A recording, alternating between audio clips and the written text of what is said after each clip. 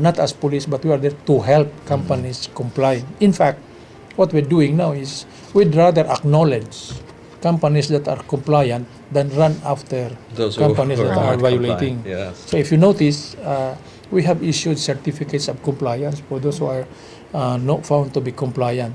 And we even unveiled signages of compliance for companies who are compliant to this to these law labor standards, because we are into focusing more on the developmental approach.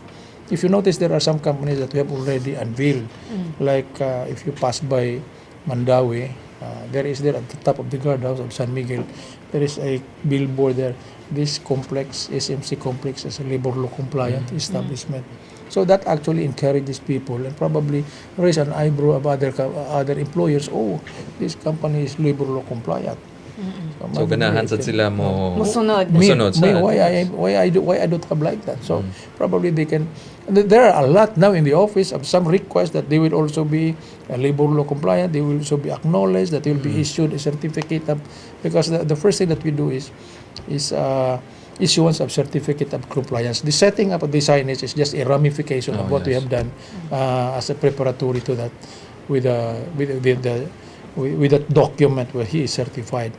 So this is developmental in a sense that we give them time to comply. If they have some gaps, if there are some areas where they are not yet compliant, then we give them time to comply. We do not run after them. So there's no penalty. There is no penalty involved. Yeah. Kaya usually mura mahadlok ang employer ba, oy na taga Department of Labor mo visit sa ato and then ang traditional way mura mahadlok magid sila. That was the stigma of some. So kaning for establishments or di nga ganahan sila makakog certificate of compliance marag unsa may pamaagi ani nila. Well, we were receiving a lot of letters in the office asking us to go to their companies because they So would like to sila be na assessed. ganahan na hinuon. Sila na mag-invite They sa want to. Department There of are two Labor. reasons. One, they really want to be compliant. The other one is a requirement for, like, if you are a service provider, Yes. security or janitorial, you cannot renew or apply for a license as service provider Without unless that, you are certified compliant. Like for example, I've noticed several, let's say, private contractors na sila unsa na 18-A compliant company. I have noticed several providers having that sa ilang establishment. Yeah, that's the other way also of why there are a lot of people now asking, because some companies, especially principals, they do not engage service provider unless they have 18-A registration. Especially din sa MEPS. Yes. And then I've because noticed there is a signage there that the zone is labor law compliant, and one of the requirements is you should be a 18-A registered, but you cannot be an 18-A registered unless you are a certified compliant. So it comes up, it develops a chain reaction, and then so there the voluntariness of compliance seem to be there, no? Because people are now taking the initiative, companies are taking the initiative that they be awarded. In the same manner also that a big company who engages into service provider would demanding that they should be 18-A compliant would now encourages service provider that I cannot join this company unless I am compliant. So can you visit my company and assess us so that we can be issued certificate of compliance and I will qualify for bidding in this particular company. So things like this are happening, and we were happy to know that this particular side of the enforcement is developing. No? Although without, of course, ignoring also the other side, which is the police power. We still have to do it when it is needed, because there are still people who are still not getting the right pay, and we have to address also that, because they're going to the office and asking for help.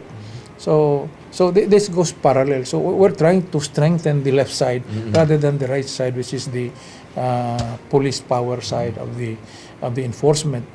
So there is also another one is we call this tripartite certificate of incentivizing compliance. Like there are level of recognition. This May 1, I think there will be several companies that will be getting certificates award, secretary's award rather, because the ultimate award actually is the presidential award for compliant establishments. So if companies, especially those that are buying for prestige and image, they really work it out. In fact, on this week, April 21, the secretary will be in Dumaguete to unveil again another outlet of San Miguel as labor law compliant. So these are now getting some chain reactions. No? And potential investors would normally Yes. They'll be drawn to they'll those. be drawn to those compliant companies.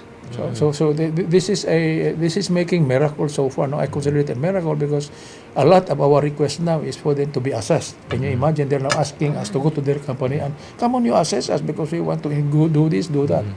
So it makes us happy and probably eventually make our office irrelevant. It makes things easier for your office kasi sila na may magpaadto ninyo. You know what? In this company that we're talking about, they monitor closely the performance of the provider. Let me see your report on your SSS remittances. Here's here. Oh, how come you only have 20? When I counted, you have 22 employees. Sir, they are new. No, not new. They should be enrolled under SSS. So mura na sila self-monitoring. Yes. Because they would like to live up to the expectation that they are compliant, and here comes two that are not covered by the social protection. It would negatively affect them if kaning ilahang provider are not things compliant. like this are happening actually. So hopefully this would go a new trend. And Na-mention ni mo ganiya, RD, nga ang kaning certificate of compliance na different levels. Unsa ni different levels of first is compliance? certificate of compliance for ordinary for the general labor standards. You are entitled to 2 year of this. Now you will not be visited for the next 2 years. If it is a tripartite certificate of compliance on labor standards, this is actually an assessment done partly by a private group.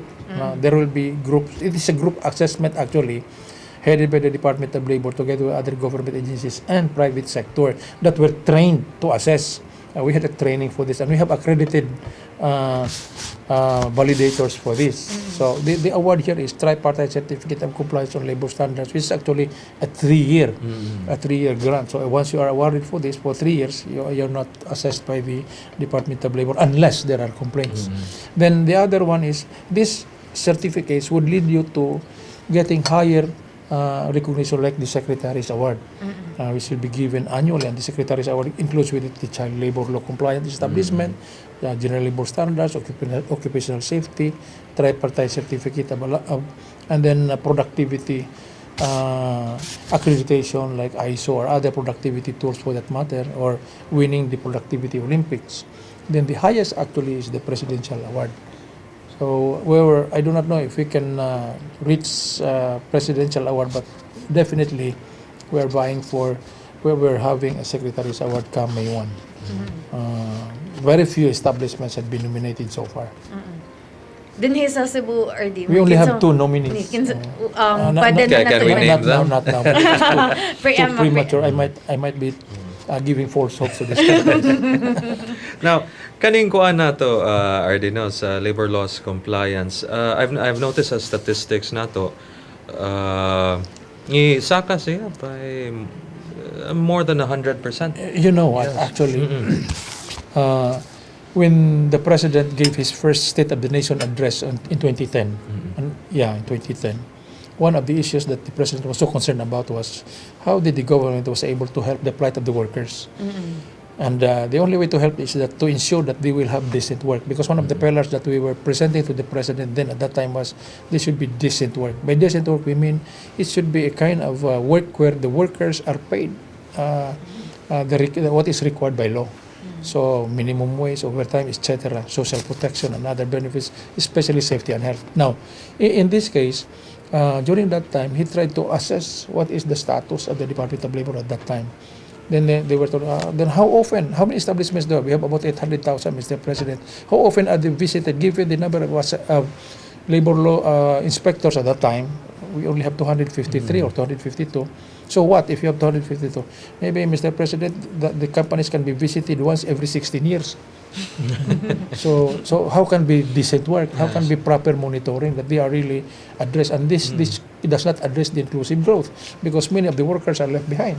So they have to be addressed. So what at that point in time, he issued right away a directive during the SONA that the Department of Labor will be given additional 273 plantilla positions. So now we have more than 500.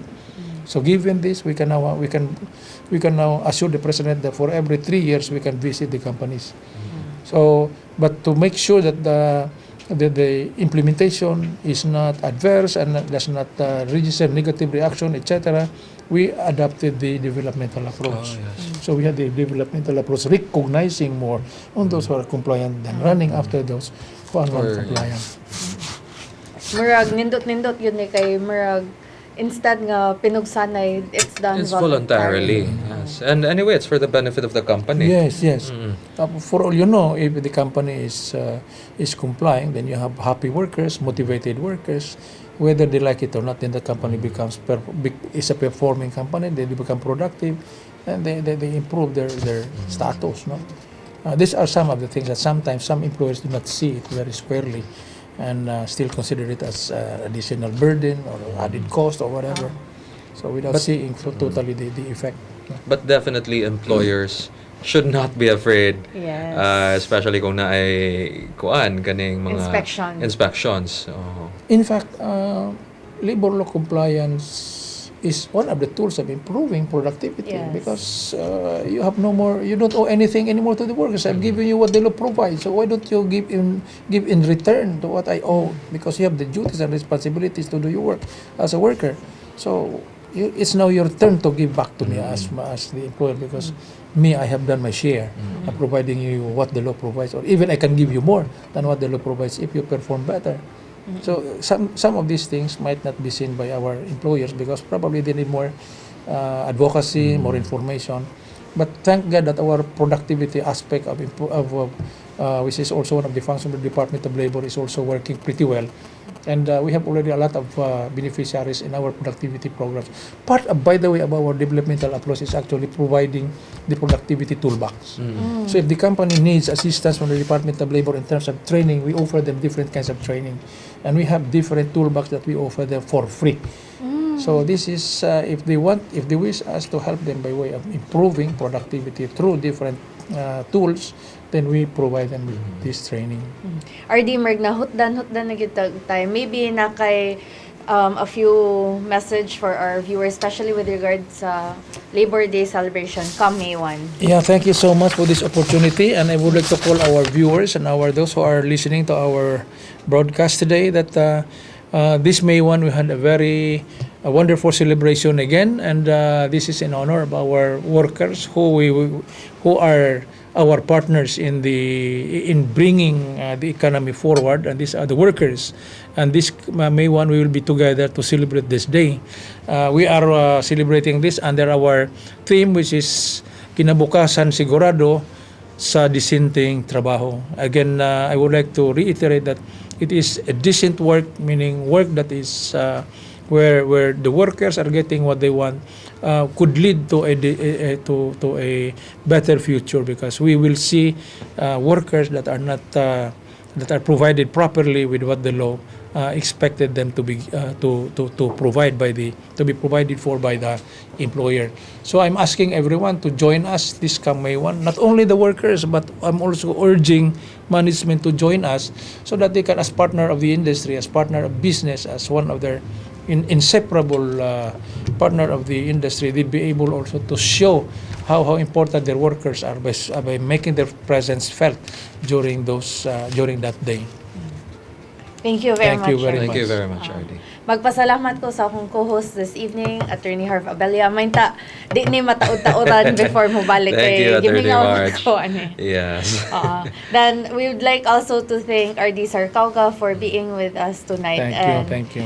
Namni siya Japanese fan sa si Tomohiro Inamura. So we'd like to greet our Japanese viewer together with Mr. Philip Tan, who may be viewing us tonight. So to all our viewers who stayed with us this evening, thank you. Thank you and salamat. Daghang salamat sa Celia. Daghang salamat sa CCTN o sa ato ang mga viewers here in Cebu and also in the rest of the country and also sa ato ang mga viewers overseas. Daghang salamat and good night.